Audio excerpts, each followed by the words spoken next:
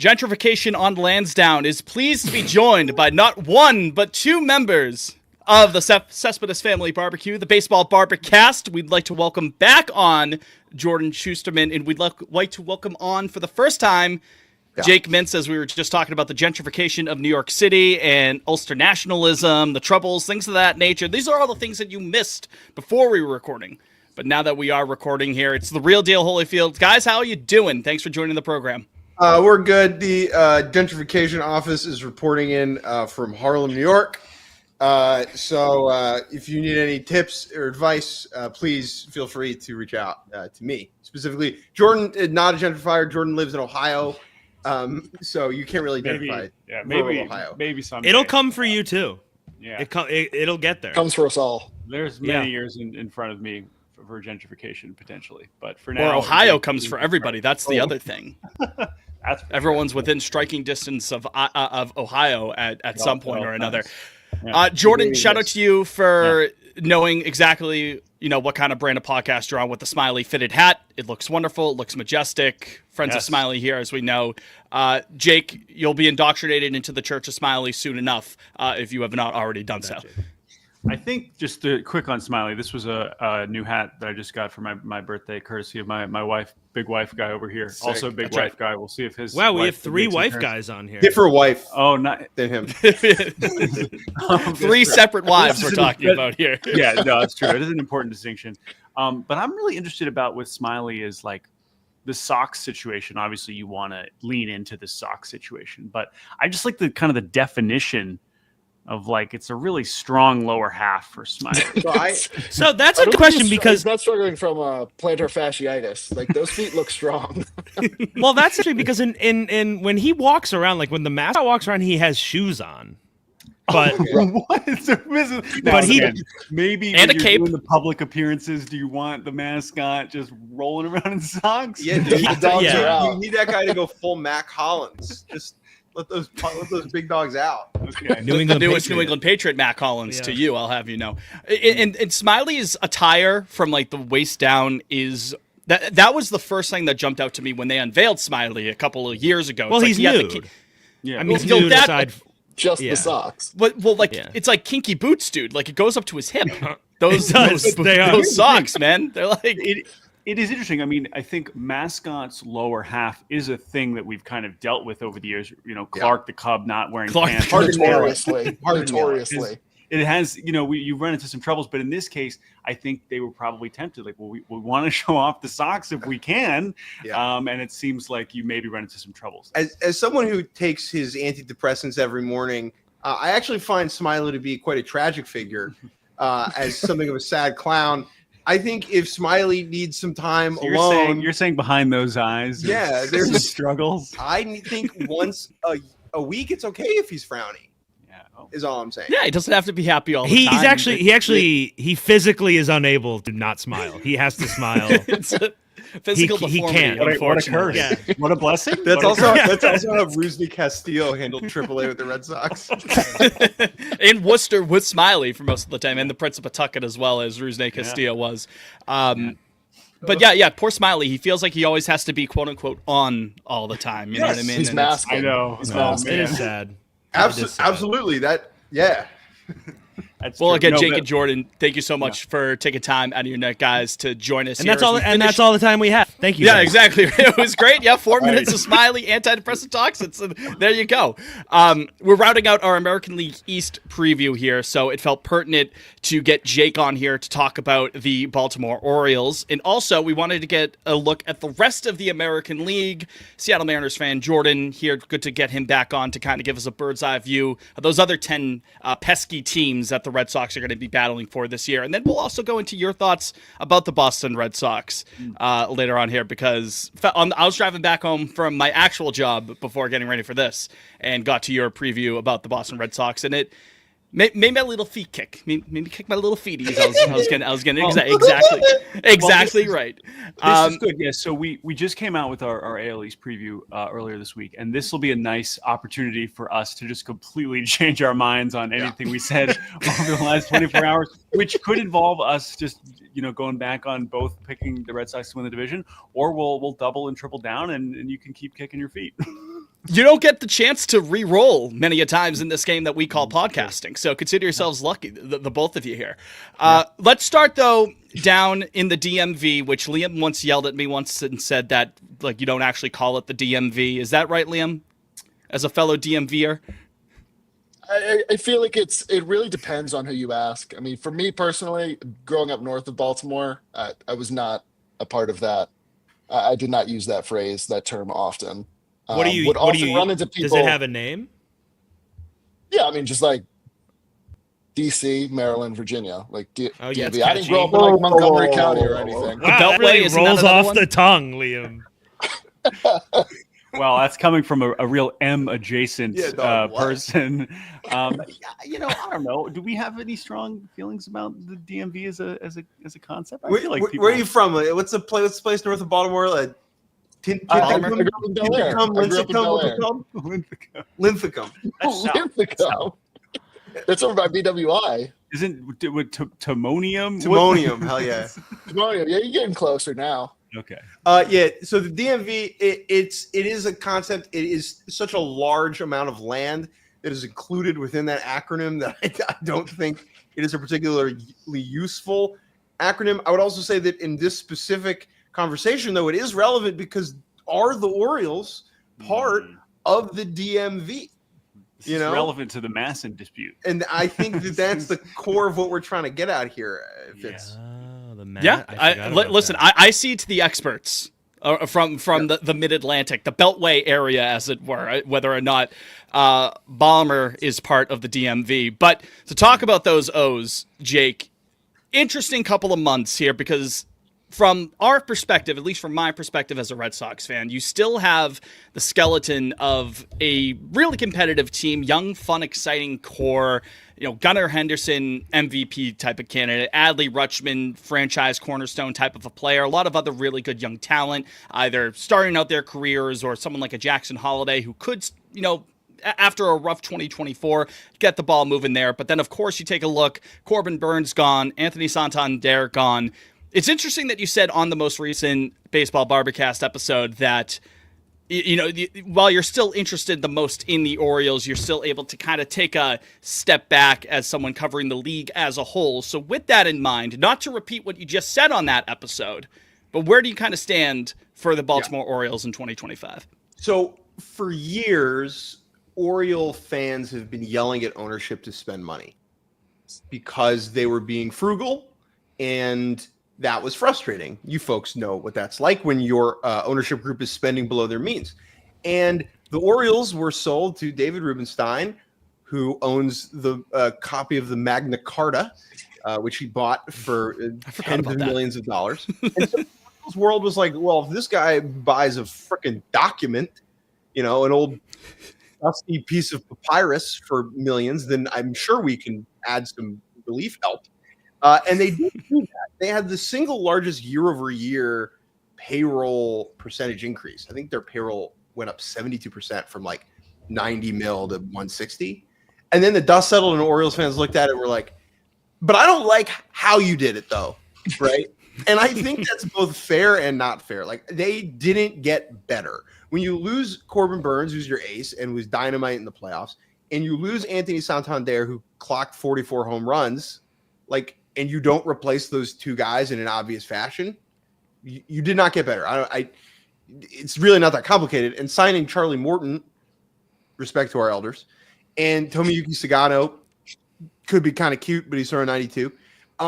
That and Tyler O'Neill, who's fun, but when he plays 97 games a year, it's tough to feel confident in that. That does not give confidence to the operation here, where they have this window to put the pedal down and go for it and add real pieces, and they didn't really do that. I mean, especially with the amount of guys who are under team control as well over the next couple of years, whether it's pre-arb or arbitration, you know, you at least have the facilities there. Liam, I didn't mean to step on your toes there, but what were you about to get out there? I was gonna say, like, Jake, I know there were reports in the middle of the winter that Rubenstein was like while it's open, if Mike wants it, and Mike didn't want it apparently. I don't know what your thoughts are on those rumors, but I mean, I don't know. Do you think there's actually like credence there? Is Mike Elias being the one that's holding the purse strings, or Like, To what an is Mike cooking, basically? To an extent, I think every GM is wary when the owner says, "Here's the money," because it's like, well, you're going to be loosey with the football, right? Like next year when I need it for something else, then you're going to yank it away. Yoink. But it's like the money's there. It exists. Rubenstein is, I think, like a top 5 rich boy owner now, and wants to win. Even like two of the minority owners too. Have plenty of money. He's there to win. He's not there to make money off the team, right? Like that is an important distinction in sports ownership in general. And so it was weird that Elias was like kind of applying the handbrake a little bit. I think what Elias has done with the team to make them what they are right now is unbelievably impressive.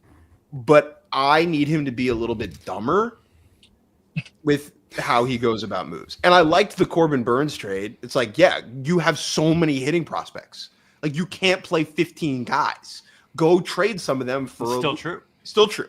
Yeah. And that's still a problem. And they just didn't make that move this winter. Where I think like they should have gone out and done that for like Crochet or Cease or whomever the heck. And they didn't do it. And so it's just like, I was just going to say, like, not to force it back to the Red Sox, but it is kind of an interesting contrast when you compare the off seasons and some of the moves that they made. Bregman's a little bit different for a lot of reasons, but, you know, you look at the reliever that the Orioles opted to sign to a 1-year deal, and it was Andrew Kittredge, and that, you know, he's immediately has knee surgery and not going to be available for a long time, and that doesn't look great. And like you compare that to like getting a guy like Aroldis-Chapman, which comes with its own problems. Yeah, I'm sure he's going to be available, consistent, and reliable all right. season and that's the problem. So okay, but I'll get back to that. But again, you are with the Red Sox when you're going for the 1-year thing, you're shooting for the moon there, and then even more relevantly is a guy like Buehler, right? You're willing to give him $21 million, shooting for like big time upside, whereas the Orioles are like, let's just get Charlie Morton and Sugano for, I guess, the same amount, right? They basically got Morton and Sugano for $20 million, and versus Buehler for $20 million. They got million. Morton and Sugano for $28 million. 28 It was 13. Oh, they gave Sugano 13? They gave Tomiyuki Sugano $13 million. Oh, and Morton was more than that. Wow. So anyway, but I didn't get anything. But well, not what you pitched. A lot of just mid innings. But that's the thing. So these are different approaches to attacking the free agent market.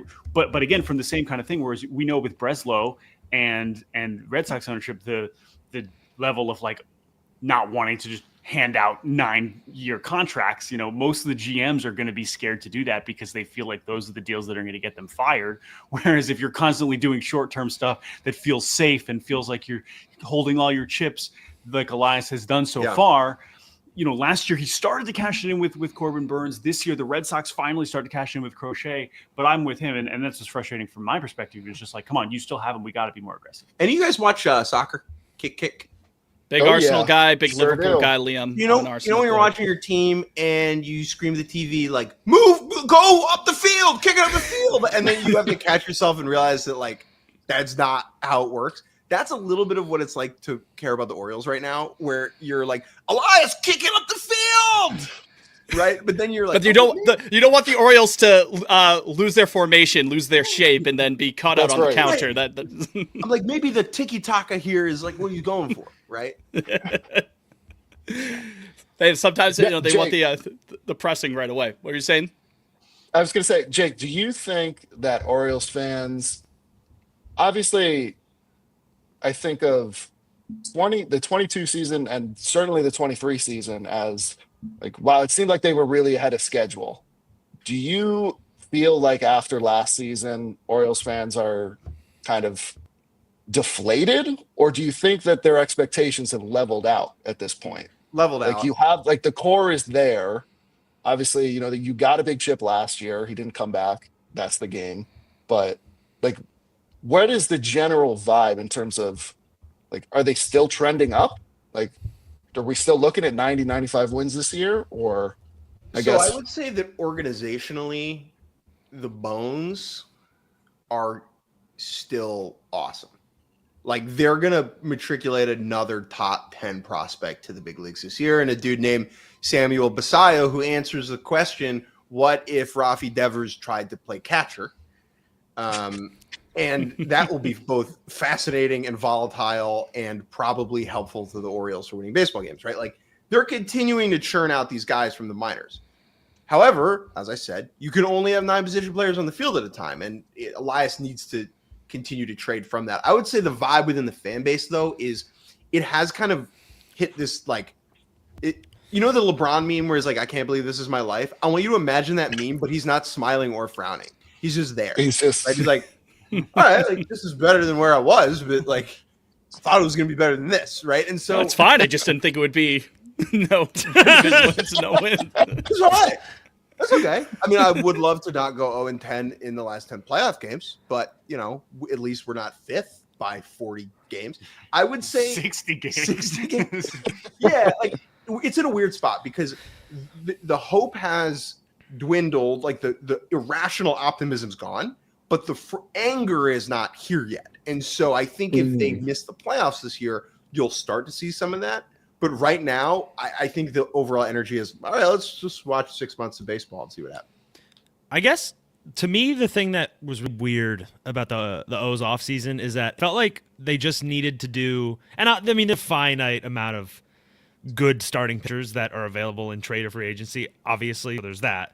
But like, I just feel like one solid, decently exciting starting pitching move would have done a ton for how the outlook of the next few years look for the O's. Because it's like right now they're like the 2014 Cubs. Like they have all these position players, everybody's there.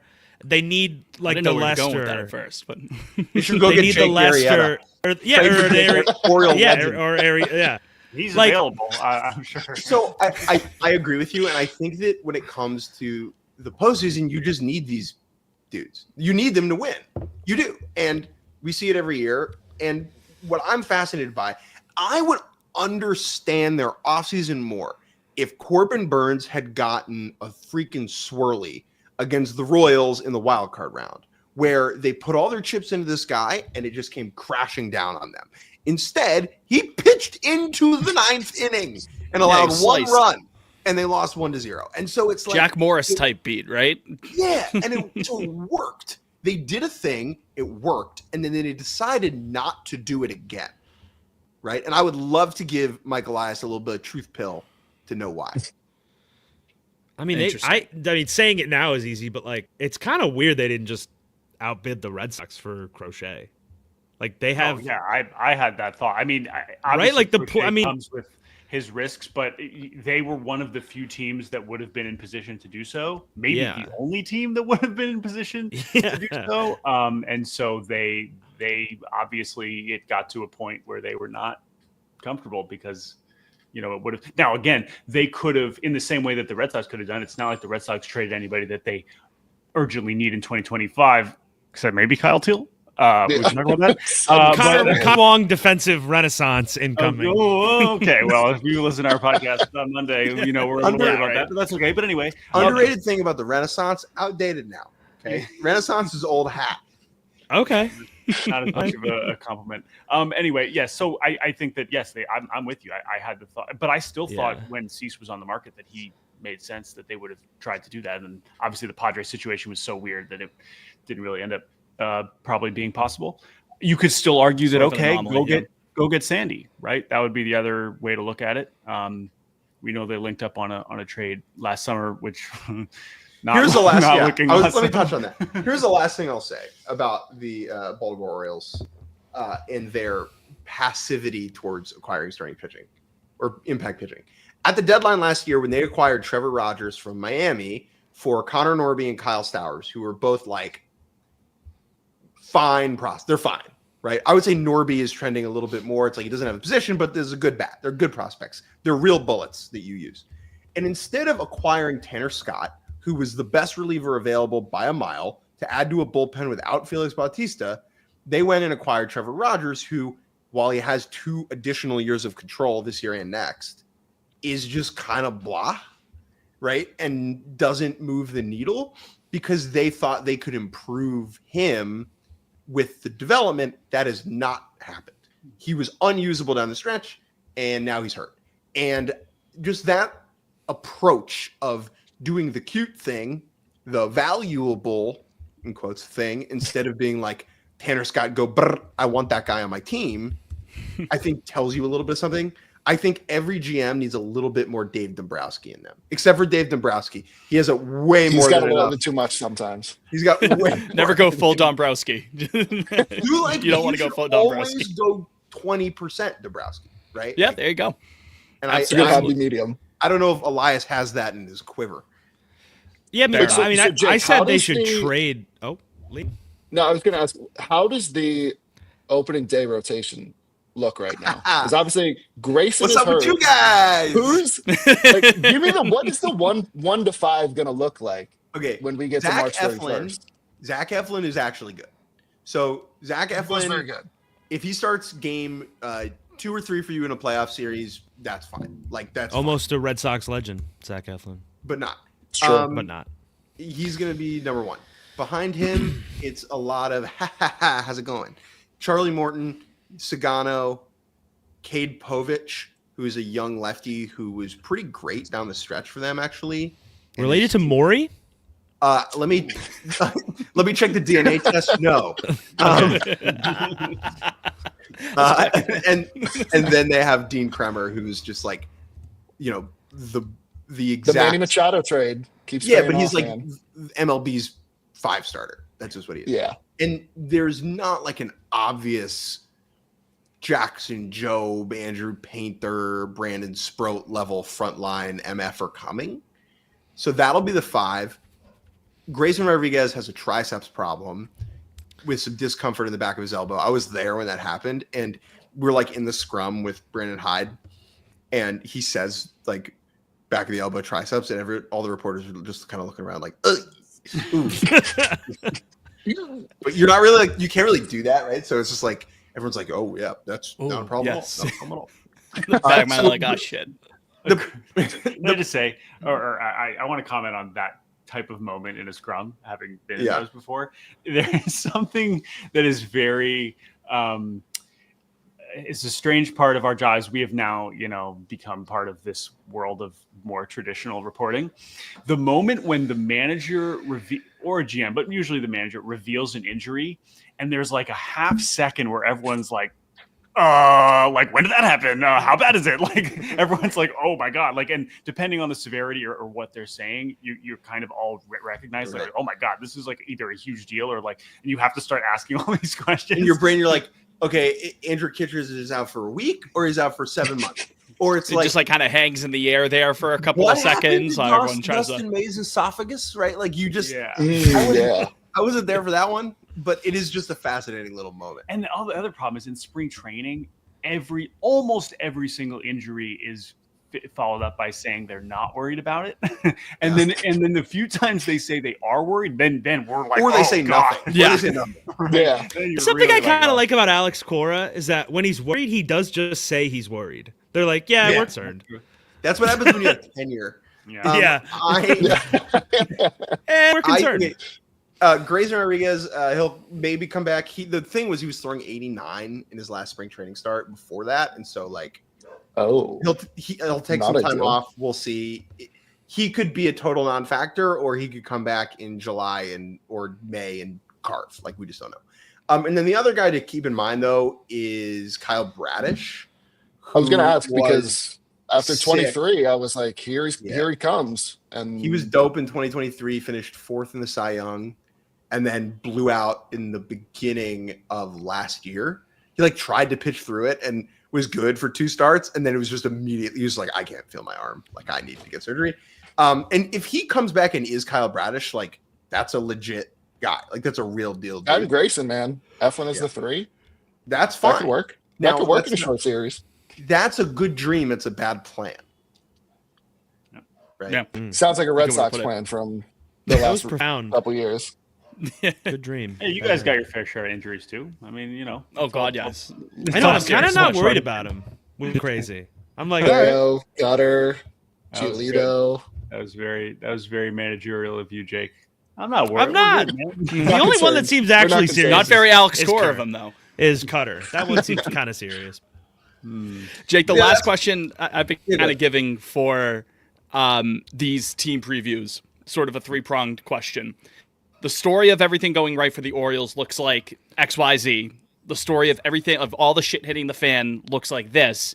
And then in your heart of hearts, if you want to double down on what you said on the podcast for where you see the Orioles this year, or if you want to change it up, where do you feel going into opening day? Okay, so I think the ceiling is still really high because of what I just said, that they could get these high-level arms back. And over the course of a long season, you can tread water for a long time with average starting pitching.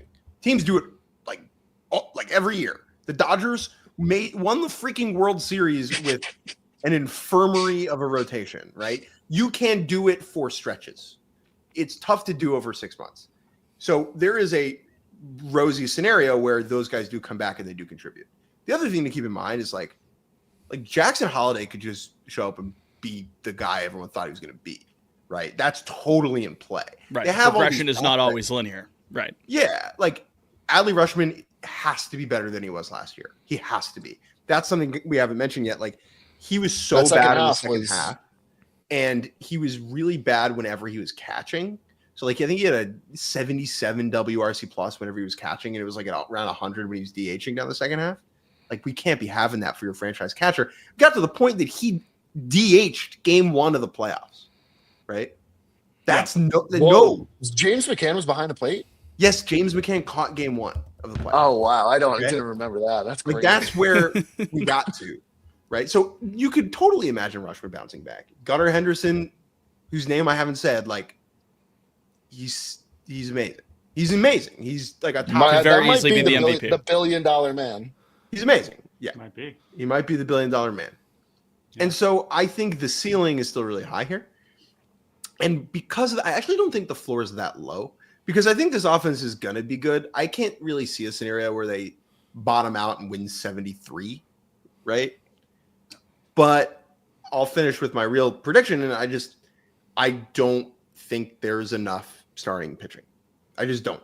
And I don't think the lineup will be excellent enough to overcome it. I think it'll be a top 8 lineup and not a top 3 lineup. And so those two things together give me concern. I think they will win a number of games that starts with an 8. I think they will enter the final fortnight of the season in wild card contention. And I do not think they will end up playing baseball games in October. Interesting. Yeah. I mean, you can look That's at the bullpen. That's you see the some realest interesting... answer we've had on the. Yeah, on the show. everyone else is sky high, and then Everyone else is like hey, at least Nothing's wrong. It's spring. yeah. I don't know, man. It's Oh my God, we forgot to ask about one of the most vital parts of the Orioles offseason. yeah. I know exactly what you're gonna say. Baltimore has been Coming back in. is coming back. snip, Yeah. snap. It's Trump. It's Trump. He said, "I built the wall. I don't want it anymore." Very similar situation. I do think that like the wall coming in will hopefully the homers lost by Anthony Santander leaving will be gained back by Ryan Mountcastle hitting like 40 again or something. Don't forget However, I Tyler do wish O'Neill. that they had. I was Tyler so worried loves- about Mountcastle when they moved that back. I was like, that's gonna kill him. And Why but like would you do that to the Westberg poor could just like guy? hit 30 home runs. Like Yeah. So those are. I saw that will help. Austin Hayes on the Phillies like 3 days after he got traded last summer, and he didn't have to play in Baltimore anymore. He looked like a new man. Like I know he didn't play well in Philly, like it didn't end up going that great, but the idea that he was taking batting practice and left field wasn't 7,000 million yards miles away. Oh, He is, and he's gonna eat in Cincinnati for the same reason. Oh, I Now- believe that. now I that he's believe that. healthy. But yeah, no, the Baltimore thing I do think is an underrated. I mean, I remember seeing it for the first time in person, just being like, that feels like a little much. I don't know if we. needed They took to- it a bit I've too always far, thought that's that all. I always thought that it looked. I mean, it obviously was super far, but they made it look like it was 450 feet because of the way they just like cut the Such a the left severe center indent. part. Like there's Angle was was no angle in left center. It was just a chunk Yeah. out of the you know seats. when these videos come out of like some Serbian or French 12-year-old who's like 7'9" Oh yeah. Sure. playing hoops, and Uh-huh. the video, and you're watching, you're like, I think he's too tall. Like, Oh yeah. That's That's how unnatural. Wemby looked when he was in high Yeah, school. true. It is how Wemby Wemby looks. Yeah, but it's like that's not. Wemby a lot more successful than Baltimore. Yes, yeah. So there you have it for Baltimore, and then shifting it over to the rest of the junior circuit here, Jordan. I mean, I'm not going to have you sit here and just rattle off reports of all the other 10 teams, because then we'll be here until 3:30 in the morning. Well, So but let's just do this. We're Let's just also do about this. to do that on our pod. On our later pod. This week, well, that so too. we'll Yes, hear that. yes. 10 teams, so cute. You can say 8. Angels and White Sox just don't even. Well, if we keep up this pace, we'll be done in about 25 seconds. That's 2 teams Don't even worry. right off the bat. Exactly. Yeah.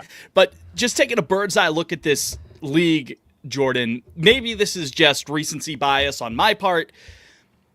This feels like the most amount of parity within a league, whether it's the AL or the NL, in quite some time, just because there's no hand-down dominant team amongst the group of 15. I mean, there are like 7 or 8 teams that you could convince me have a pretty serious shot at taking the Wow. pennant.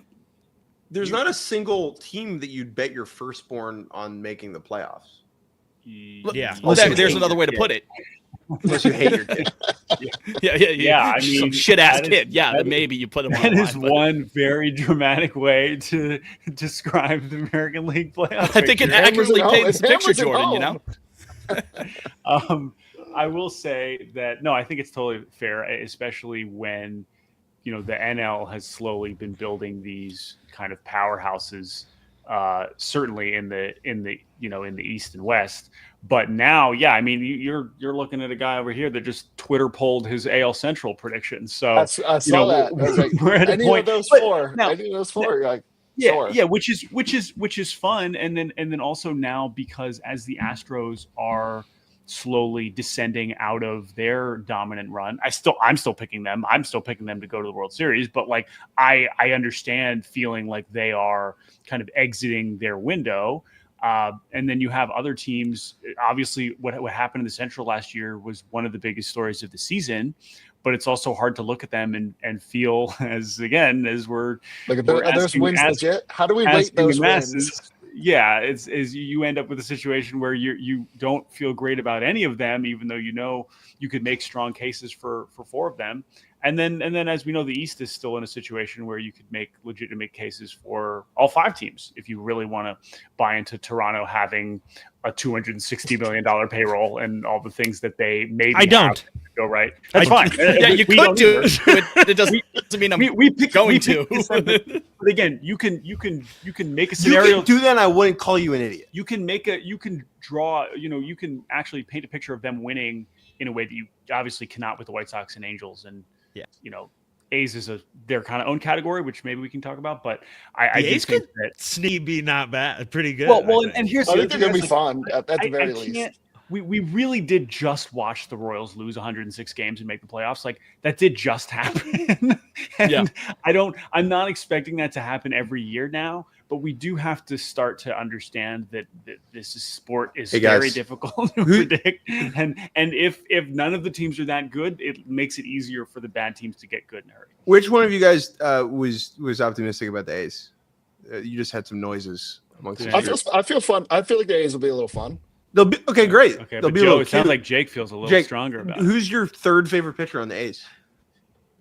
Behind Severino and Mason Miller. Who do you think you have confidence in right now in that group? Come on, you know him. You know that guy. You know him. That guy They with brought the- they brought in a legend this winter. That's true. Hey, 2020 Red Sox, never forget. fuck. You can be Liam, who is it? I lost. I don't It was know. Jeffrey Springs.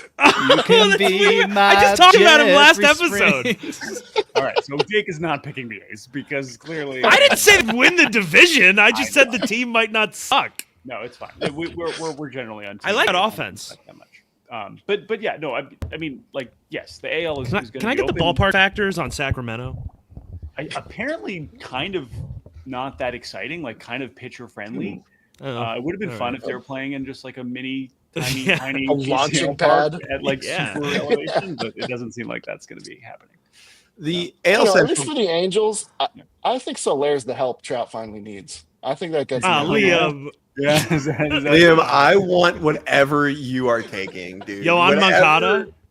You can't Yeah, put down the any 2021 takers? Cup, dude. He's hurt. He just got hurt? Kyle I think, Hendricks in the right? big 2025. I don't know what they're cooking. Dude, I want whatever Angels owner Artie Moreno is having every morning for breakfast. The Angels are my least favorite franchise in professional sports. Ooh, good take. You know who my favorite team is in professional sports? Like the San Colorado Jose. Rock- the Colorado Rockies. because Yeah, I they- mean it's those. I would Ooh. say those two are like the perennial. What the fuck's going just on? No, over no, no, there? no. But the Rockies rule. The Rockies rule. They're just out there vibing. Yeah, beautiful ballpark. Matthew the Gross. Angels can't say that. Matthew Gross, Over the Monster writer here, fellow Red Sox fan, also has an affinity for the Colorado Rockies. I believe he once had a Twitter thread. I forget what the transaction was, and Matthew is in the chat right now on YouTube. He made the point about the Rockies once that everything that they do is just based off of vibes. It is a vibe-based. No, I think it was Matthew who made that point. I might be wrong, but Vibes. everything that they do is simply vibes. And the The big Rocky vibe Mountain upstairs. vibes. There you And go. the big vibe. There's the biggest of He is him vibe, big dog. Now, if a franchise comes up in any sport, and one of the first two things you say is beautiful stadium, though. Yeah, right. I can think of another one. That beer It's like garden the out in right, it's a blast, dude. You go on a date. How'd it go? Oh, well, they are so charitable with their time. With the kids, Wait, what's the other one, Jordan? you know, it's like What was the other one?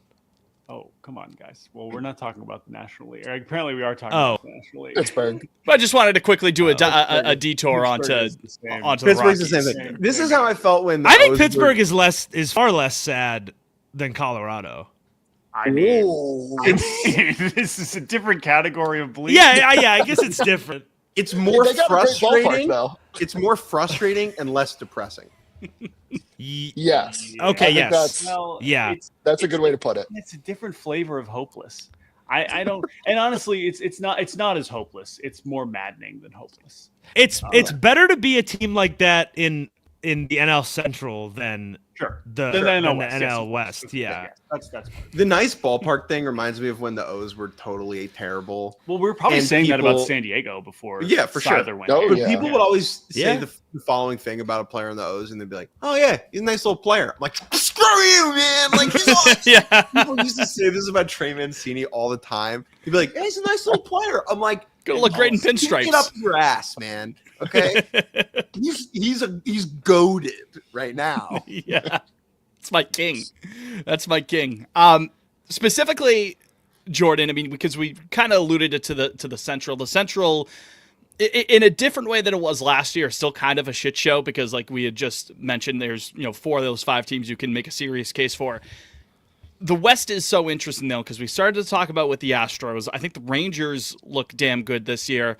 And Seattle probably has the best pitching rotation in all of baseball, even if the offense isn't necessarily there to begin with. How do you make heads or tails out of the division that your favorite team calls home? Yeah, I mean, I will say that the Mariners' experience at this point is eerily similar to the Orioles to a degree, in where it's like you have this opportunity, you have the best pitching, you have done this very well, right? We just said about Baltimore, you have somehow acquired more, like an unbelievable amount of position player depth in Seattle's case, of this incredibly talented rotation that 100% lived up to the hype last year. And now you hope they can repeat it, although obviously George Kirby is already injured to some degree. So you're already dipping into depth that I'm sure they have, because they deserve the benefit of the doubt. But it's the same conversation. It's the same energy of, you were so relevant for so long, and you have now gotten to a point where you have something that you should be able to build a championship around, and you have opted to not, whatever soccer Do analogy that. we want to run back. That's what Justin Turner was saying just the other day. Exactly, He's like, it doesn't make any sense. It doesn't make any sense. Like you have this opportunity, and you are not taking it. And so yeah, it's the same thing, just on a different part of the roster. Now, I think in their defense, they do have a couple core offensive pieces that every team would want in a top 5 catcher at worst in Cal Raleigh and a top 5 center fielder at worst in Julio. And that's, I guess you could say, more than what the Orioles have on the mound, but it's still a situation where in some ways that's even more reason to have a better plan than Rowdy Tellez at DH, have a better plan than the infield that they're going to run out there. Like all of those. Listen, Rowdy at DH, if you guys are playing the Sox at any time, that's like set it and forget That's it. Dude terrifying. fucking kills us. All right. Great. Him, MJ Melendez, like So yeah. late Forced into the apocalypse. December, maybe. I forget when it was. I guess it was during the winter meetings or right after. But there was all the Casas to Seattle rumors, and there was particularly the one that had a lot of weight was the Castillo for Casas, and then maybe Massa was in it. Okay, so the sequence was essentially the reporting. My understanding, which I mostly believe to be true, Okay, let's hear it. That yes, it was like Castillo, Casas. Red Sox wanted them to take on Yoshida. Mariners were already like iffy on that, and then once Yoshida got involved, it was like absolutely not. To me, that feels insane that they wouldn't. I agree. I think I would have done that trade. Yeah. Even to take on Yoshida, who I know does not have it's a bat. I mean, he can hit at least. Like he's something, right? Yeah. I just think there are better ways to go get good. Exactly. hitters. But yeah, sure. They did. That's the problem. It's just like why would you contort yourself into doing that and trade from this awesome rotation when you could just go pay Jock Peterson or whatever? Like obviously there was no. Maybe they didn't do anything. $24 million a year DH who is fine. Yeah. Like, whereas, what? So obviously Casas fit into the bucket of young hitters that they had to have been considering as worth targeting. But I think they just decided that the starting pitching is still their superpower, and they didn't really want to trade from that unless it was an extreme circumstance. So I don't know. I don't want to dig too much into that specific deal, even though of course it did pick up steam to some degree. But yeah, now you already see, like, once you already lose Kirby for even, a few weeks, you're already starting to see the cracks in we talk about that missed opportunity. And this is, by the way, this is also why if you're with the Orioles parallel, it's way worse because the pitching is way more fickle and way less predictable in the way that when you have controllable position players, you generally know what you're going to get for the most part. On the whole, they're going to play. Once they establish themselves as good players, you kind of know what you're getting. The pitchers, you just don't know how many times Logan Gilbert's going to throw 200 innings, how many times Bryce Miller is going to hold up for 30 starts, et cetera, et cetera, et cetera. So that's why last year was so ridiculously frustrating, and why having that be your plan again going into this year is still frustrating. But they're still good enough. Like, they're still good enough to make the playoffs. It's just as they have been 3 years in a row, and they could have put themselves in position to be the favorite in the division, and they decided that they'd rather just stay in the middle. Let me ask you something. Why don't the Mariners and Orioles make a trade? The reverse Eric Bedard trade is coming. Look, people have been telling us to kiss for years, man. I will say, either because it feels like for the last 3 years we have been heading towards either a massive Orioles Mariners trade or them playing each other in the postseason. Like, we've gotten really close. It felt like we were heading towards that a few times, and it hasn't quite lined up. So maybe this is the year one of those things happens. I have one last Mariners question for you, Jordan. We clown on Rockies manager Bud Black sometimes because he has tenure. I said Alex Cora has tenure. Alex Cora has seeming somewhat deserved his tenure in my eyes. I'm a believer. I'm pro. We can talk about that in a bit. Bud Black is not. Jerry DiPoto has been in charge of the Seattle Mariners baseball operations department for a decade. Yeah. They have two Red Sox legend. 2 playoff wins over that time. Yeah. What I don't like advocating for people to lose their jobs. I think it's generally silly and short-sighted. Like, why? Let me ask the question this way. Why do you think? Are you doging him right now? Or are you asking him to explain Jerry DiPoto's job? Why do we need this? Name 5 things that Jerry DiPoto did good this offseason. What does he do here? Yeah, I mean, I think it's a fair question. I think that the organization kind of reached that point last summer when they collapsed, and Jerry won, and he fired his friend Scott. And so that was basically delaying what would probably be the end of Jerry's job a year from now if they're in the same position.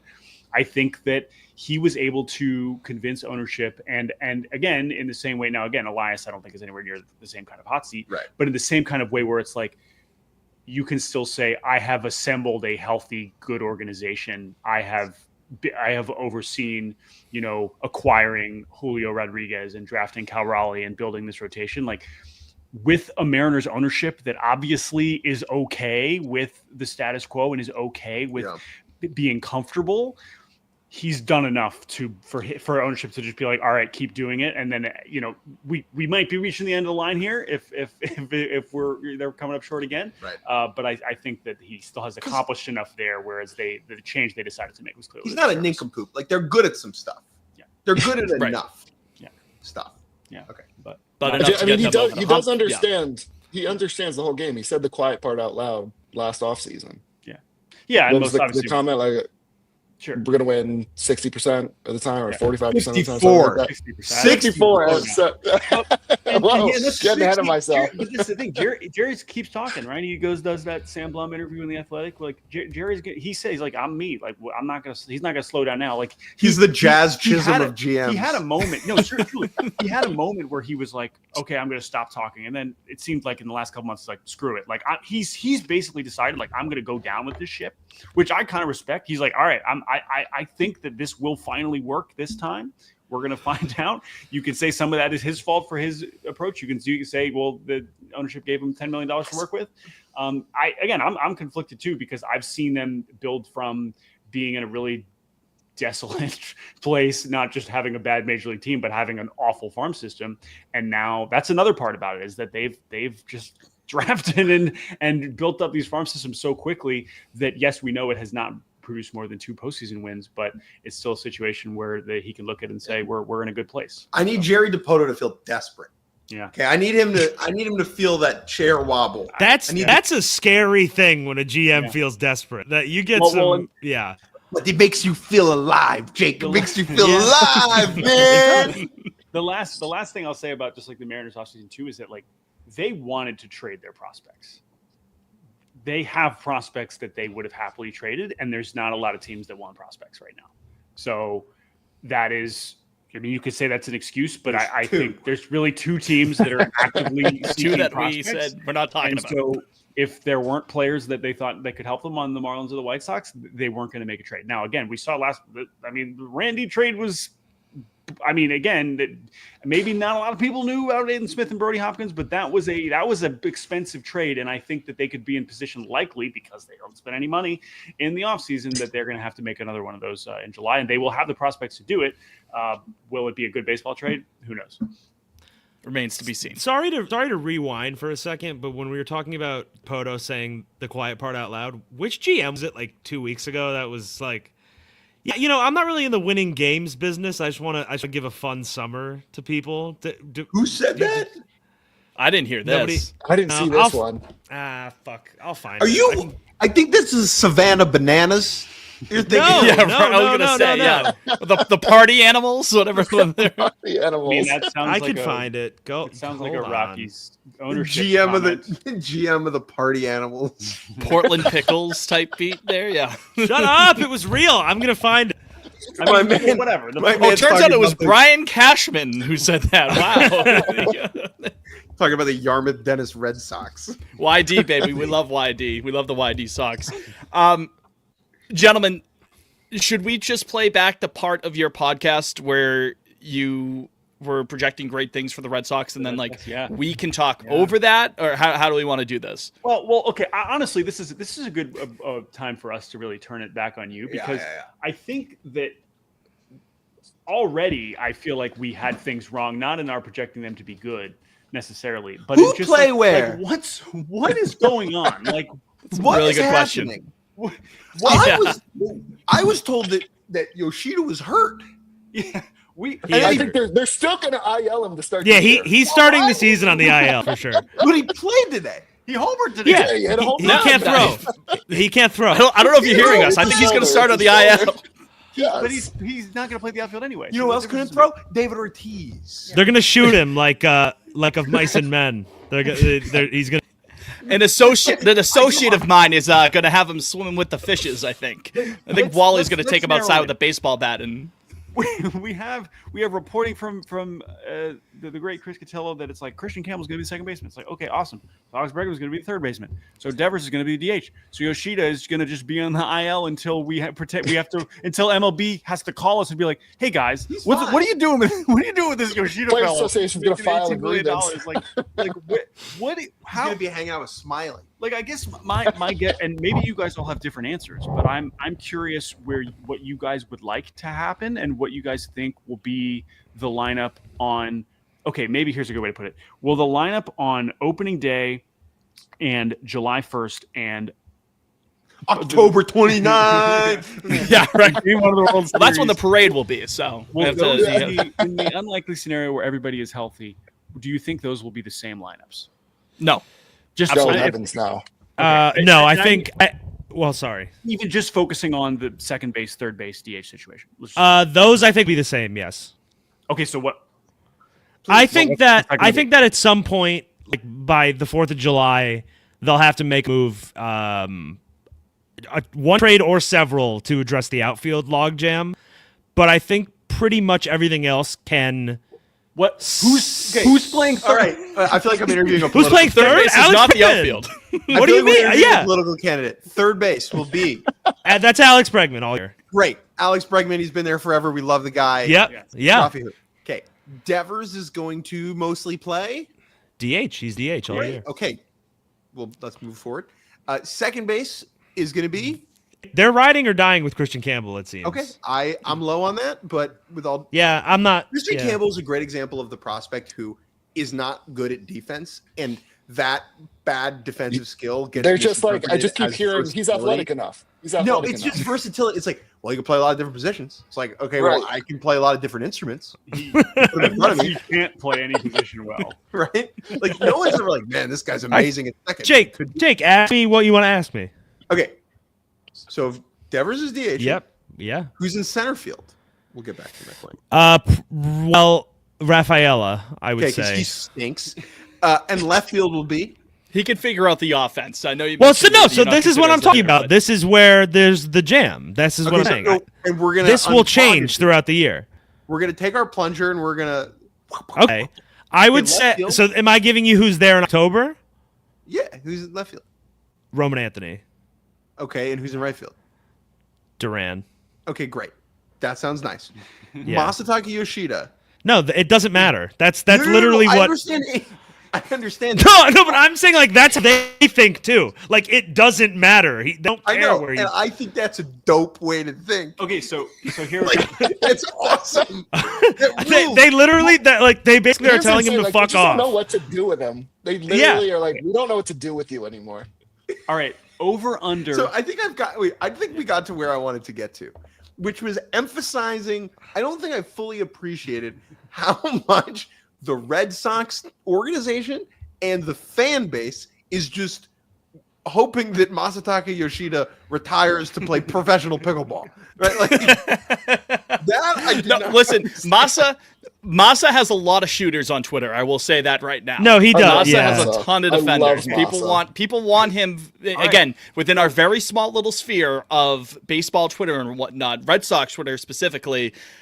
A lot of people, anecdotally speaking, definitely want to see him in the lineup. How you get him in there, I am not entirely sure, but I'm just saying that he's got shooters. He's got shooters Okay. out there. That's what I'll say. over under 9.5 games played at third base for Rafael Devers in 2025. Over. Way over. Way over. I don't think way over, but over. Oh, okay. So Jake seems to be the farthest in. Rafi, you're DHing. Have fun, buddy. That's what you're going to do for the next 10 years. That seems That's how it's. That's okay. My Bregman question- hasn't even touched second base in the spring. He played like 2 innings over there. Jake, my question to you, and by the way, have your friends stand up for you here. We're really just. I don't care. They're cowards. Jake, I'm on a different page than Jake. Why That's why. haven't they just said it? Why haven't they just said it? They haven't said it because I think they're still praying Because of to the Bregman's high stuff heavens now. that they can try to trade Masa for something. Not This gonna is happen. okay. I will half answer this now. I think it is a similar reason why the Yankees were being weird about Stroman, because teams are just hoping that someone gets hurt and then like And everything. they're like, just oh, we falls into have place. to. Yeah. And it Yeah. makes more sense to just drag that string out than it is to be like, Marcus Stroman's going to the bullpen a week later. You're a starter, right? Like, I think teams don't like to do that. I like how they're like, Massa, you can't throw. He's like, yeah, I can. He's like, no, you No. can't. You're No, actually well, I was actually going to defend really that. It can't. actually does seem like he actually can't throw right now, which Well, why does that but- matter? Why does that matter? well, because if Devers is the full-time DH, then he would need to throw. Okay. Okay, I guess. But they So for like really don't right want him- this very second, and probably for like another 2-3 weeks max, Yeah. it's okay. Like everything's okay. Is part of the waiting on this not? I mean, I understand you're waiting for someone to get hurt. Although I think in the position player side, it's a little more of a fickle plan than with pitching. You know, someone's going to go down. Is it also waiting for Devers to just wake up and be like, you know what, guys, you're right. I am a DH. Like, No, it sounds like that happened. It sounds like they A told little him bit to because act he right. did have the quote about like, Yeah. hey, I'll do what's right for the team, or Okay. paraphrasing it. But Yeah, I think I think that's they just brought a him in the little back and were like, PR in his "Hey, ear. listen, pal."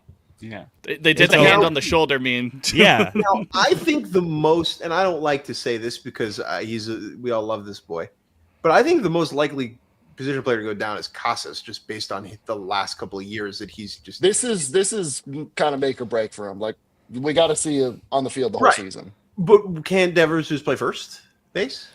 no, I'm strong anti Devers Wash, first base. Super easy. I don't want him to touch the baseball any more than he was. He want to hide his glove. Yeah, everybody's like, "Oh, first is easier than third. Put him over there." That means he's getting more opportunities to fuck up. No thanks. One of my Moneyball. favorite moments of the entire winter was when they, I think it was Cora, was asked about the Devers position thing and how Chaim Bloom promised Devers he could play third. And the Red Sox He's like, were Heim's not here. Yeah, He's like, Yeah. that's the old guy. I Yeah. don't know him. It's not my awesome. GM, not my problem. That's what I say. I think it's a little fucked up how they've treated him, but it's also super funny that at every opportunity they've been like, "Yeah, hey man, get over it. Like you're done." Like, but Cora also did say something at some point. I don't know if that was before or after the Bloom quote, where he was like, "You sign a guy to that extension, he's to be your third baseman." Yeah, but now you know, maybe he you was sign still- a guy to that extension, he should do what you tell him to. Listen, this has not been the first time that Red Sox communications have gone amok, and this will probably not be the last time that that's happened either. They have a certain by the way- knack for this. All of this confusion did not dissuade us from picking the Red Sox. Because this is the thing. These Good things problems to figure have. themselves out. The Los Angeles Dodgers have turned into a juggernaut over the last couple of basically the last decade, because it always feels like they're carrying 40 guys on their 26-man roster. And like, that's a good thing. Like, having a lot of really good baseball players around is better than being the White Sox. And so as fun and goofy and, whimsical as this conversation is, like, the worst case scenario is that good players are on the bench. And like, that's an awesome worst case scenario. And I over the think course, that's part of over the course of 162, you absolutely need That's that. right. And that's part of the reason why I did pick this team to win the division, is because their second level is just so much better than, especially on the position side, is better than every other team in this division by a ton, except for Baltimore. I think it's better than Baltimore, but compared to Tampa and New York and Toronto, it's layers. Yeah, it's also just going to be so interesting with the beloved Big Three, and obviously it's many My years heart ahead. flutters every time. But because this is Spring how this breakout. works, We should because have a how- parade. rigged. Come on. Oh, interesting. That's a great Scripted. conspiracy. We start peddling I that. don't even remember which Rays prospect was pitching. Rigged. Absolutely rigged. It was like Wainwright pitching to Jeter in the All-Star game. Yes. Can Anyway, you believe this? Get the fuck out of here. we're trying to boost the pipeline numbers. Anyway. But I bring that up to say that, like, this is one of the most fun parts about that group is that less fun for you guys. One of them probably won't be very good. Now, as for this season, as we know, it's not like a one-year thing. But as we just saw with the Orioles, right? Like, the Orioles were awesome last year with Jackson Holliday being actively terrible, and they had Jordan Westburg and Colton Cowser were amazing, right? And we went into the year being like, Cowser, should I really be that excited about him, right? Like, oh, Jackson Holliday. It's like Jackson Holliday sucks, and Colton Cowser like almost wins Rookie of the Year. So we could have a version of that where Campbell has an 80 OPS plus, and Roman Anthony, hits 25 home runs. We look at them together when, you rig the spring breakout game and they all hit home runs. You're like, oh, well, these three guys, you just add them into this lineup and they're going to hit 400 home runs as a team, and we know it's not that simple. But I am intrigued by Campbell kind of getting that first crack and kind of seeing how that goes, for better or for worse, because clearly the organization could not be more all in on that guy. It's kind of which is amazing. I mean, it's I think the fact that he went three levels last year, mashed at all of them, and they were like, wow. Really took to their hitting program. The Athletic had a great article about the hitting lab for the Sox. That I think that part of the reason their confidence in him is so high is because his swing is so stupid. Like his swing, it's a weird swing. Is weird as hell, and because of that, there comes a point with a player like that where you're like, you know what, it just works. It just works, right? And the only way we're going to find out if this works at the major league level is to put him in the major leagues. And so there's no point in having him bludgeon the Omaha Storm Chasers, wrong side of the AAA. I was gonna say they're not one of the ones in the Norfolk, the Norfolk Tides. No point in him. Norfolk Tides, Lehigh Valley Iron Pigs, things of that nature, and whatever the hell's. And there's no point. And so putting him up in the big leagues, I get that. Whereas like with Anthony and Meyer, both of whom are high school kids compared to Campbell, I think that's also a little relevant there. I know the ages are all pretty similar, but yeah, I think Jordan is right in that it is irrational to expect all three of them to be stellar. And part of the reason they are so exciting is that one of them will be. Yeah, right. That's the other way to look at it, is that when you collect 3 top 20 prospects, you are giving yourself a really good shot to have a future All-Star who's 22. Top 20. No need to unsell them, Jordan. It's better than that. That's why I have 3 wives. Yeah, just what are they? I think it's 3 top. One of them turns out to suck. 14 or 15. Hit a slider. You always have a couple of that's why you got 2 more wives. Exactly. The funny thing is that Campbell has had far and away the worst spring of the 3 of them. And it's not even sort of close. The other 2 are hitting until just the weekend. Yeah, the other 2 are hitting 400, and I think he's hitting 110 or something. And they're like, "You'll be the one. You can have it to start the year." Which, whatever, who cares? I think Anthony will probably. I would be surprised if he didn't finish the year with the Red Sox. Meyer, I think there's a chance we don't see him at all. The thing this year, I feel like they're in the same boat. I'm like, I need a full season. Doesn't matter where. Right. It's okay if Meyer's in AAA all year. I need you to stay on the field. Yeah, I need 150 plus from him. But the problem is the guy ahead of him on the depth chart is also a unit. Yeah, so I mean, we might see him. We see him the second week of April. I mean, we don't know. That would be my concern. I mean, it'll be short in Baltimore when they come back from Texas. They'll meet him. He'll meet him there. Trevor Story rocks a backwards hat better than anybody else in the game right now. He really does. Yeah. They should let him play like that. He should 100. I don't think he'd be untouchable. He'd be unreal if he could play like that. He looks stellar with that on.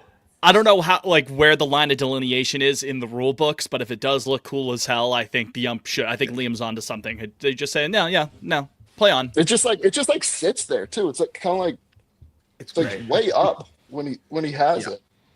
Did you guys? Wait. Sorry to interrupt, but I was about to lose this. You guys interviewed Meyer at the Futures game last year? Is that right? Twice. He's a 2-timer, which is he's actually at risk. He is a big risk. Huge risk for a 3-time Futures gamer. And which is no. The only guy who comes to mind for that is Lindor. And that's a good sign. Gary Sanchez. It's hard to be a 50-50 chance at Francisco Lindor. Well, hey, he was a high schooler. He was a high schooler. There we go. He was a high schooler. He's still a baby. But that's normally something you want to avoid. You normally you don't want to be the future for that long. At some point, Dippin' Dots. You want to be a present all-star, a present star, not a future star. We did make Jason Dominguez jokes about him. So I remember what it was about pillows or something, right? Didn't you guys talk about pillows? Yeah, how many pillows you sleep with? Yeah. All right. So I want your guys' opinion on this. He to me, seems like he strikes me as he's extremely funny, but he's too well media trained, to really. Dude, I think I'm excited for more. Did you see him answer the best movie of Yes, all he time? loves Grease? rom-coms He and loves musicals. Grease. Dude, he has the most sauce of that trio, For sure. Yeah. and it's not. Yeah, Yes. I believe that. He is the way I would just. The other describe two are him. pretty boring. Yeah, he is from California, and He he sure is. exudes that in every fiber of his being.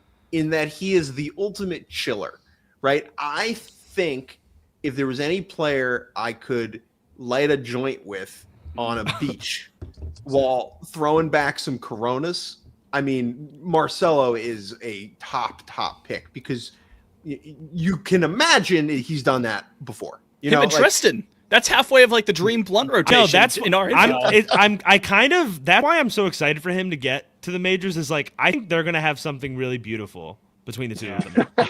They should start a So podcast. The hair, the eyebrows. Myers like, great. Yeah. Marcelo rules. Meyer Marcelo, he'll be painting his But here's- fingernails by months into them being teammates. But here's Sure. the thing about being media trained, okay? And this is a take, okay? As someone whose living is dependent on these guys doing interesting stuff sometimes, okay? You gotta be media trained sometimes, or else you're Nick Castellanos, right? Yeah. Or else you can't just be shooting like you're not nailing it every time. These guys are talking so often, and so for Marcelo to put it into like cruise control and then be able to flip it back into being interesting, that's the test, right? Sure. More than like I'm not worried about him just always being media trained. I think Okay. there's a distinction there. Like I think It he's was- got sauce yeah. that will shine through. You guys interviewed Casas? Yeah, Kind of. Kind of. We were there when Okay. he got drafted, We spent all of his draft day. Oh, which Oh. was he was definitely still a lot more reserved at that point. Yeah, he was normal then. Yeah. But yeah, so I don't think we got like enough of a read to be like, oh, we Yeah. definitely like want to like this is some. I don't remember. this guy's a little coming away- quirky. Yeah, I don't remember coming away from that day and being like, oh my god, like when this guy gets to the big leagues, like right. the Netflix documentary is going to be about him. Like that. No. Yeah. I do not remember thinking that, but I think that was because That's he was How I felt about Joe Adele. Yeah, right. We were like, this guy's the Oh. future. Right. I was so big on Adele when he was first I still coming up. believe. I still believe. Still there, memory still of holding Casas diamond is hands just- on him. It was just cast as like he is so Miami. Like that's what I remember taking He away was from that day. chill in the Miami kind of way. But the cool thing with Marcelo is like another distinction that I think we've noticed over the years talking to these guys is oftentimes the high schoolers actually have a little bit less to offer from a personality standpoint. Like a lot of them, especially because they have been, especially if they've been showcase guys like that, talk about media trained. It's the combination of either you've been at showcases since you were 14 and you've like it's been beaten out of you to be boring, and or you haven't like experienced adult life as a college student in a way that has kind of opened up your mind, not in like a liberal arts sense, but in like Third eye. in like a life, just like a life experience of just like living let's have with, a beer on a porch. like living with other young Yeah. people. Like it's not. Whereas those guys, a lot of those guys at high schools, they are a lot of them are baseball robots, you know, and Yeah. and I think Roman Anthony falls into that category a For little sure. bit more. Which That for checks better, out. for, I mean, But it seems it's like great. it's a kind of beautiful thing is that Marcelo seems to be trying to beat the baseball 100%. robot out of him. 100%. They like and he's been showing him rom-coms and musicals. He just like Yes. watched. You need these to moments. revolt against Look, the guy. Yeah, I'm sure they will benefit from each other in that sense. But I think Marcelo, we could tell very early on with him that he kind of had that extra level. And when you see that at the younger level is guys like PCA, who's like one of our favorites, another California guy who's just an awesome personality. I just saw him on TV today. His name looks awesome with the big letters again. I was literally down to his ass. Like it's wraps all the way. So I have a proposal that I'm going to make to him, and Okay. I'll test it with you guys. I think he should just be PCA on the back. I mean, I Ichiro think did that would it. go Oh, hard. little Neymar- Zoe 101. Little Zoe 101. Neymar did it. Dude. He should be number Yeah. 101. Okay, no, like he's in the Dominican League. Jumbo Diaz. Wasn't he like triple Exactly. digits? No, Johnny Cueto. Cueto did it, and Juan Francisco wears triple sticks. Whoa. but Johnny Cueto. I like it. I like it, Jake. PCA that would look cool. Just like enough of long names. Like, if you have a long name, let's shorten that bad boy. Let's throw a nickname on there. You know? Yeah, It's gotta be resourceful. heavy. It's Can called I being ask you guys a resourceful. question about the Red Sox? Sure. No. Of course. Okay. Alex Cora said some nice stuff about Aaron Boone. Yeah. He did. How do we feel about that? Is that like a? He's in my correct. I love day- Aaron Boone. I hope he like gets a Aaron lifetime Boone, too. extension. I love him.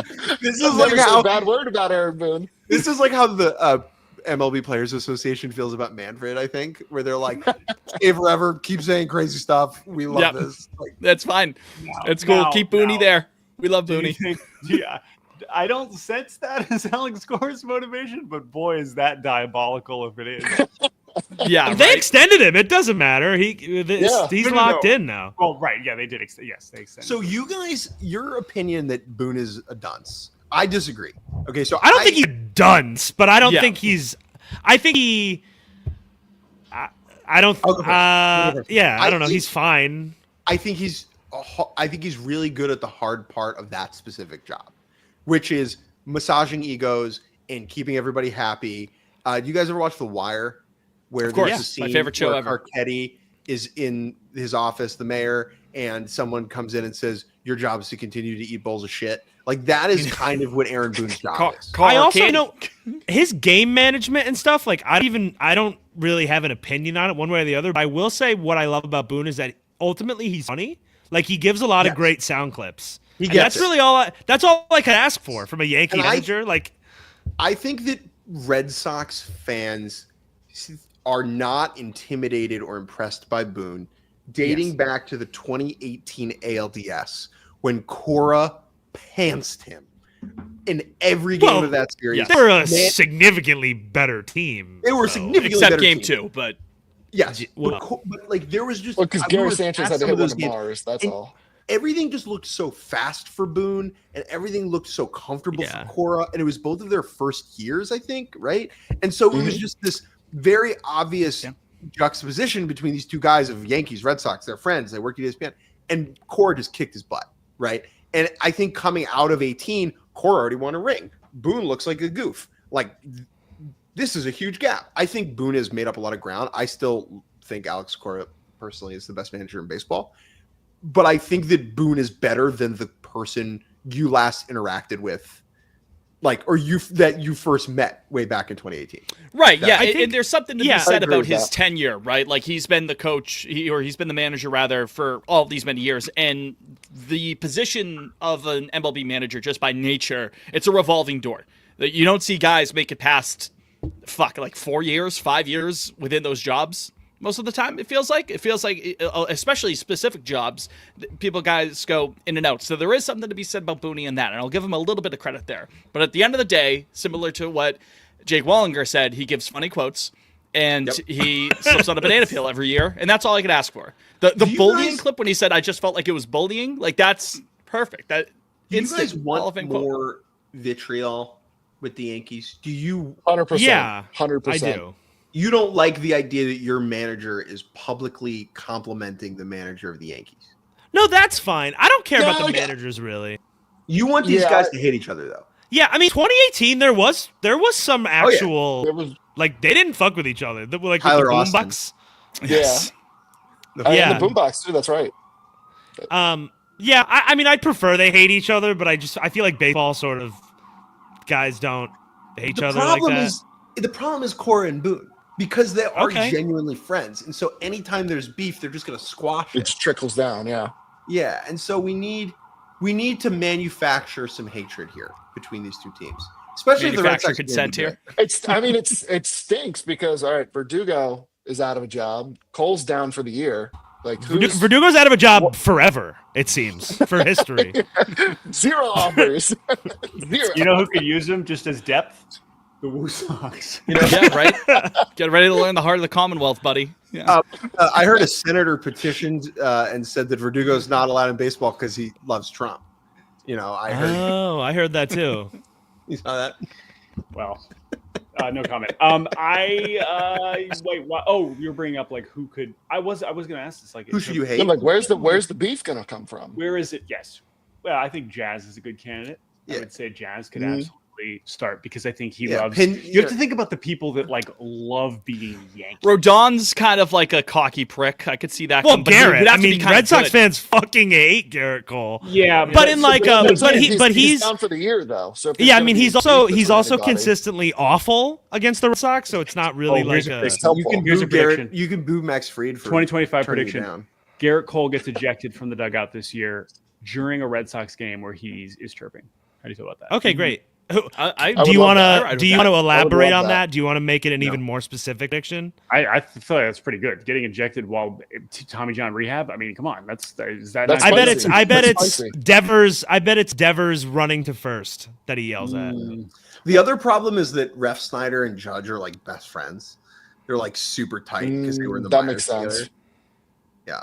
So we But- him being the again, it captain, needs to best be- player. Yeah. Like I said, it needs to be someone that like takes being a Yankee really seriously, which Garrett Cole falls Anthony into that. Volpe, dude. It's Volpe. Yeah, but if Volpe's, you think Volpe's going to start? Remember when Volpe I had don't his think- little I don't think moment? Volpe Volpe also has to be Royals, good I at don't think you he's know what I supposed mean? to Like be to baseball. be annoying. Well, to this an this extent. kind of goes back to this isn't exactly what you guys were talking about, but I've always thought the way the Yankees have a bunch of Italian guys the last few years, I've always thought the Red Sox should try and corner the market on Irish-American baseball players. Also, then you that's could actually really- we need a catcher. odd. Logan Oh my O'Hoppe God. would be crazy. Yeah, in you could Boston. really do something fun. Like if it was just Italy versus Ireland every Dude, time I the love two teams it. played. The Dodgers are like, we're gonna take over Japan. And Yeah, the they Red can Sox have are like, Japan. That's fine. I don't care. It's on Ireland. Yeah, just drunk idiots screaming at each other. Like that's Red Sox Yankees. That's what it should be. That's real ball. You know? Yeah. But, you know, You're not like- a lot of Irish. You're like, forget American baseball. We need a European race war. Yeah, that's how it used to. That's You what it also was. you also forget that there's a ton of mix in New York too. Like that's so like they might. Yeah, have but something it's to not say an about I mean, that's not New York is Italian, Fitz. Come on. Like Fair enough. NYC Guido voice, come on. The members of the Jewish community are kindly going to opt out. Yeah, the yeah. We have the Mets. That's true. That's true. I've always thought that actually. That Yeah, Mets why? are the When it's Jewish not team. I'm Jewish. I can say it. Oh, okay, hell yeah, dude. Yeah. No, Jay Seinfeld, I guess. Billy Joel. No, they just have a lot of the- Jewish- They just have the energy of our people. They do. Yeah, it's just unspoken. Yeah, Yeah. you know. Jacob Jordan, the last thing I wanted to do tonight, I wanted to talk about the this month the huge baseball simulator dropped or is dropping, and that is Backyard Baseball on mobile, coming out in a couple of weeks. So I wanted to end with a little game, a little surprise. I just cooked this up today. Are you familiar with the game Name That Tune? Yeah. You've Are heard you of gonna it. play? Wait, time out. Even if I wasn't, you don't think I'm intelligent enough to figure out? Yeah, right. There's a tune. Seems Are pretty you, cool. are you familiar? Name Are you familiar with Beat Shazam, hosted by Jamie Foxx? Yes. Still on? Oh, sure is. Well, actually, It still is. I don't know after his medical scare, unfortunately, but it was. Wow. What happened to Shazam?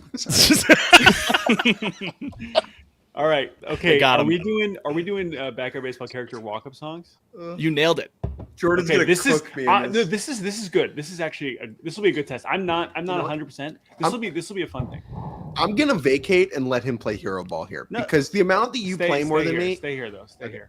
Because I Curious stuff. Okay. Tribute. So I'm playing the easiest one just to make sure that the sound is good here. Okay. Oh. Oh yeah. I wonder who that is. And not. Is it Dmitry Petrovich? Can you name that tune, Jordan? Yeah, right. That sounded good though. Good Yeah, quality. right. Pablo. Okay. We All got right. we Pablo 1-for-1. There you go. Yes. Okay. So that was just a test. I'm scrolling here. There's a YouTube playlist. Shout out Sam Cantor who has made this playlist. Oh, it sounds like a Sam Mets Cantor. fan. I had a counselor at Jewish summer camp named Sam Cantor. Maybe it's the same one. I'm not joking. Name that backyard Maybe. baseball kid.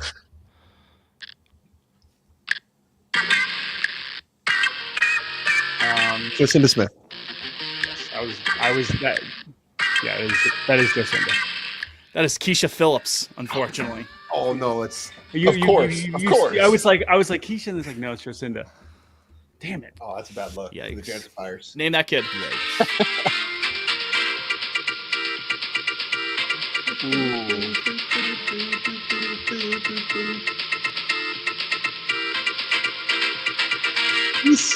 Yeah, Reese is a good pick, but it's not. No, it's not Reese. It's like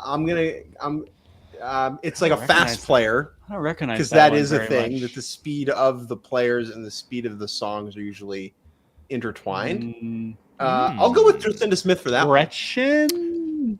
No. Ernie Steele. Oh wow. Oh, we're never wasn't playing gonna- as wasn't him, gonna yeah. get that one. Should you try one more? We gotta end on a good Keep one. going. Keep going. Got to Yeah, end on no. one that you could actually get here. All right, name that kid.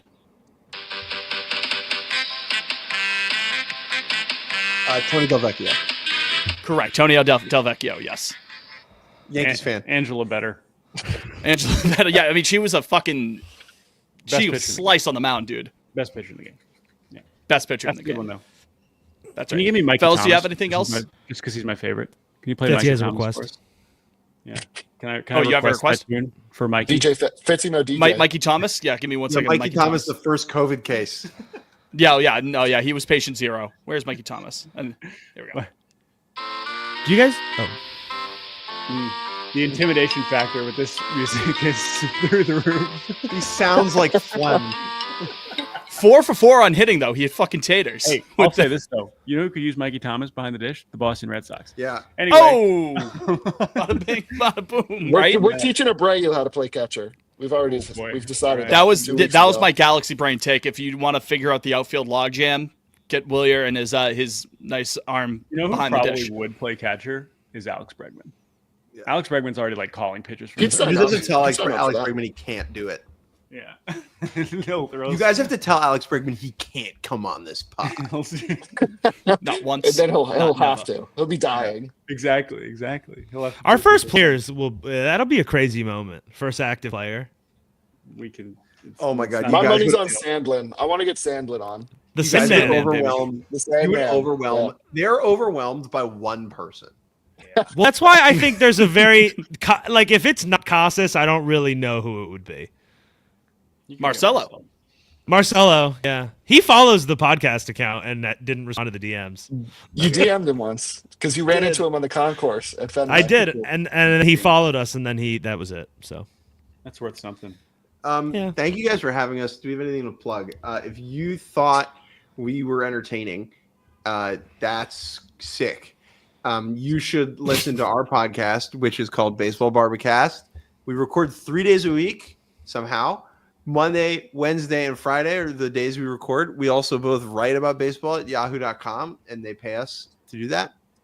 Also sick. That's it. I have nothing else to plug. I don't know. Yeah. Be nice to your family members, I Yes. guess. Yeah. Except the bad ones. yeah, But yeah, Baseball Barbercast. We're up and running 3 times a week. Yahoo Sports, YouTube. You can watch it on there. Listen wherever you get your pods. And yeah, we're in the middle of almost done with our division previews.